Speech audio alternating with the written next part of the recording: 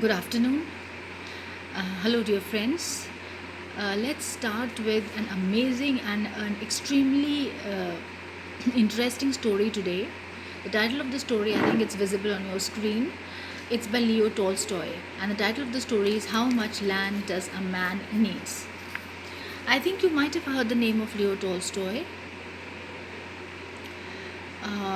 He has written many stories, and he's much famous amongst kids for his lovely tales. Now let's have a little bit background of Leo Tolstoy. Who exactly was Leo Tolstoy? Leo Nikolaevich Tolstoy. Again, with the name you can easily make it out that he was a Russian. He was a Russian novelist, short story writer, religious philosopher, and social reformer. He was born in a family that was ranked among the most powerful nobles and rich landowners of Tsarist Russia. After a gay youth, he underwent a great spiritual experience and founded a new religion. And what was the name of that religion? I think he might have kept himself. The name of that religion was Tolstoyism.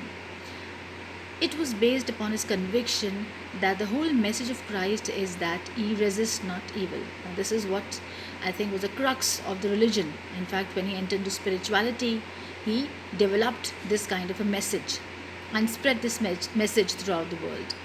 The main tenets of his religion are renunciation of violence and wealth, improvement of the inner self, compassion for all living things, and abolition of governments and churches. Now, what was the main tenets? Tenets means the characteristics, you can say.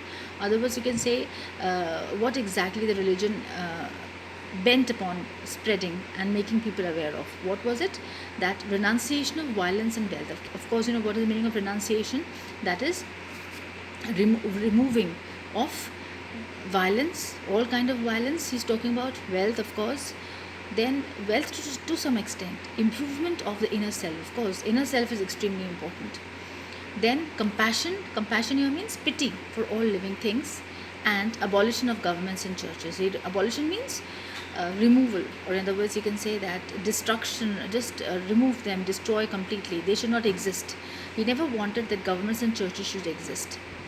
Mahatma Gandhi, with his acceptance of the doctrine of non resistance, became one of his most important followers. So we can say that he had even influenced our father of the nation, Mahatma Gandhi, with his philosophies and his tenets of Tolstoyism.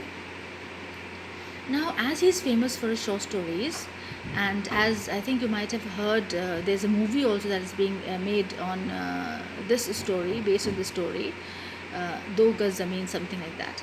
So here, I think he talks about a man, and again the futility of human existence and how much land does a man need. Here again, there's a question mark after the story, so it indicates that how much land a man needs to survive, to live, to exist in this world. Now, his short stories, what are the characteristics of the short stories? They are full of fervor, religious fervor, of course, because he was a spiritual writer and story writer, so definitely there is a taste of spiritualism and religion. Then he represents a union of great moral conviction and minute psychological analysis. So he is a great, you can say, psychological analyst, in the sense that he could understand the psyche of any individual.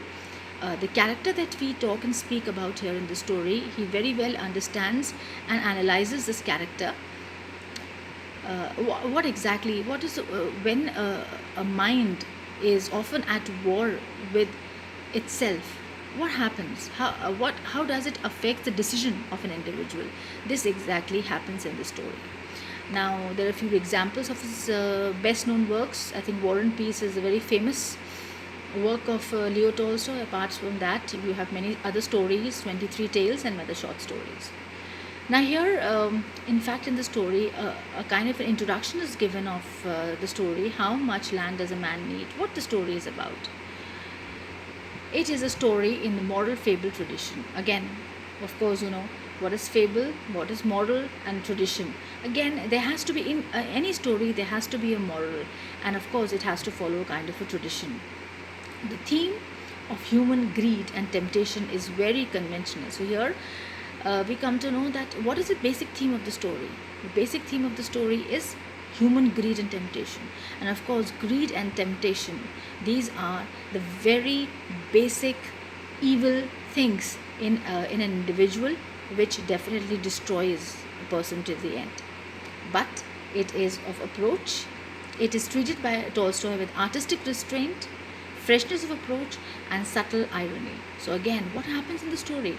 Of course, there is an artistic restraint here, means that there is an art in the story, the way it has been narrated and depicted. But of course, there has been some restraint and control while the narration of the story goes on.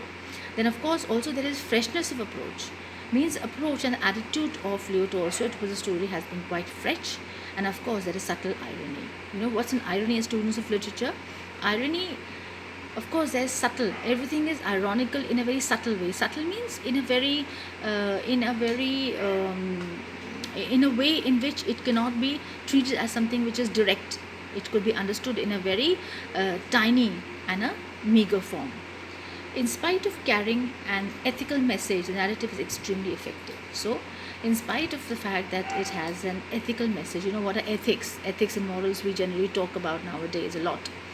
But this story definitely, because it's a moral fable, so we can say that it also has an ethical message, and it is extremely effective. Effective in the sense that definitely this story has made a mark in itself in the history of literature, because a movie has been made on it, and secondly that the effect of this movie has really been remarkable because of the various characteristics that has been mentioned here about the story.